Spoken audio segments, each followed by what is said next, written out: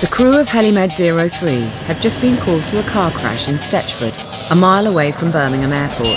On the team today is Steph Cormack, who's been a paramedic for 13 years, and Dr. John Hume, a consultant anaesthetist who frequently flies with the air ambulance. Engine main switches 425. Two groups of youths have been involved in a car chase which ended in a crash. Two of the young men involved have been thrown from their vehicle. In order to be going fast enough to be thrown out of the car, typically means a big impact, such that you hit things inside the vehicle, which do you injury. You hit things on the way out of the vehicle. You hit the road, which injures you again. Probably about 5, 6, 7 times increase in the likelihood of you dying if you're ejected from your vehicle. The helicopter is on the scene in just 13 minutes. With the potential for life-threatening injuries, there's no time to lose. Dr. Hume rushes to the scene. There's 3 of them in there. The other one's been loaded in the vehicle. This is the driver. There's one in the back of the truck. And there's a third one wandering around who's got blood on his face. He's sitting over there, I can see him. Okay, thank you. A blue Rover with 3 male passengers and a black Peugeot were involved in the crash. The 2 cars collided. The Rover span out of control and crashed into a third vehicle. There are 4 injured people at the scene of the accident. All the occupants of the black Peugeot fled before the emergency services arrived. Dr. Hume first examines 19-year-old Ashley Brearley, a passenger in the blue Rover. Hello, Ashley. Hi there. Keep your head still for me, fella. My name is John. I'm one of the air ambulance doctors. Are you hurt anywhere? Just my chest is hurting and the back of my head, innit? Yeah, okay. Have a look at the back. Your neck normally okay? Yeah. I'm just going to have a quick feel down. It hurts there, yeah. Hurts there? Yeah. Okay. The windows of the blue Rover were shattered in the impact.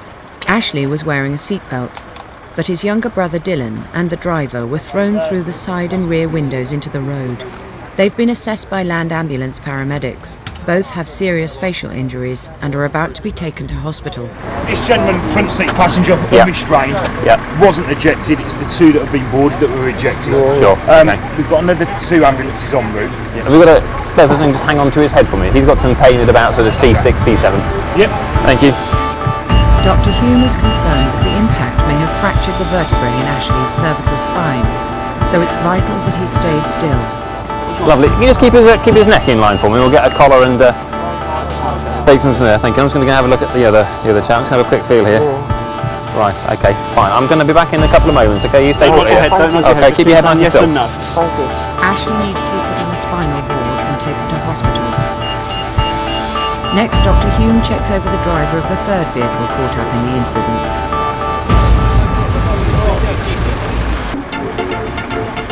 The air ambulance crew is at the scene of a serious car crash involving 2 groups of youths. 19-year-old Ashley was one of the passengers in this blue Rover when a black Peugeot hit it from behind, sending it spinning out of control.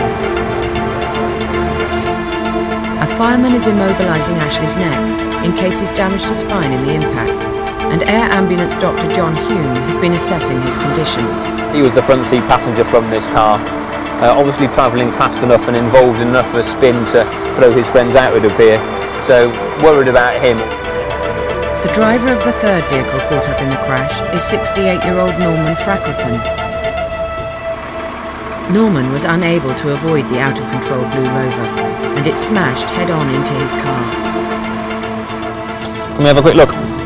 I'm sorry to unwrap you, I know it's cold. It hurts, but when I breathe it hurts. It hurts more, fine, okay. Can I have a quick look? Norman's complaining of pain in his chest, back and knee. He's been given an oxygen mask in case his chest pain is being caused by an irregular heartbeat. Good. Look down to the floor. Move your head down. Move your head down. Let's go to the hospitals, they will look into heart. Okay. The second 2 patients. Doesn't hurt your neck? No? Fine, okay.